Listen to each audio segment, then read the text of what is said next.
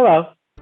As I settle into my role as the Assistant Secretary for Health, I would like to take this opportunity to address the members of the LGBTQ community. First, thank you. Only through your work and the work of advocacy groups like the Human Rights Campaign over many decades is my story possible. I am humbled to be the first openly transgender individual to serve in a Senate-confirmed position. But as Vice President Harris has said, I recognize that I may be the first, but I am heartened by the knowledge that I will not be the last. I stand on the shoulders of those who came before, people we know throughout history, and those whose names we may never know, because they were forced to live and work in the shadows. We gather here today to celebrate and hope for a more inclusive future. We've already seen occasions to be hopeful, from my selection to President Biden issuing the first presidential proclamation recognizing Transgender Day of Visibility. We've come a long way, but we still have a long road ahead. Our Reuters Ipsos poll, conducted in May-June 2019, found that most Americans do not even know that LGBTQ people lack federal protections. Raising awareness is an important step that I hope to bring as the Assistant Secretary for Health. But we must all work together across agencies and organizations to turn awareness into action.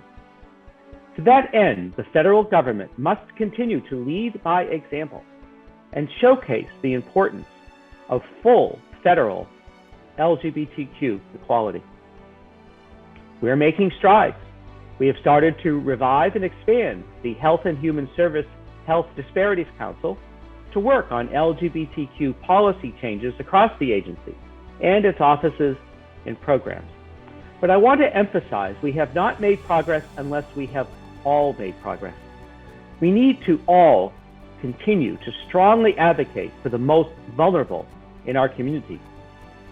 LGBTQ youth, seniors, immigrants, and particularly LGBTQ individuals of color, such as trans individuals of color, who are at risk not only of bullying, not only of harassment, but also violence and murder. In particular, I want to address transgender youth. I know that each and every day you confront many difficult challenges. And sadly, some of the challenges you face are from people who would seek to use your identity and circumstances as a weapon. It is very difficult, I know. I cannot promise you that these attacks will immediately cease, but I will do everything that I can to support you and to advocate for you. What I can tell you is that there is a place for you in America and in our government. Our more perfect union includes you too. COVID-19 has certainly shown us how interconnected we all are. We are all in this together, and we have to get past differences and prejudices that keep us apart. Now, I am a positive and optimistic person, and I think the future looks brighter, and it looks like a more inclusive place.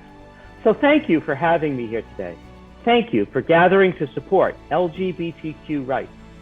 And thank you for your tireless efforts to bring our community out of the shadows and into a world of possibilities.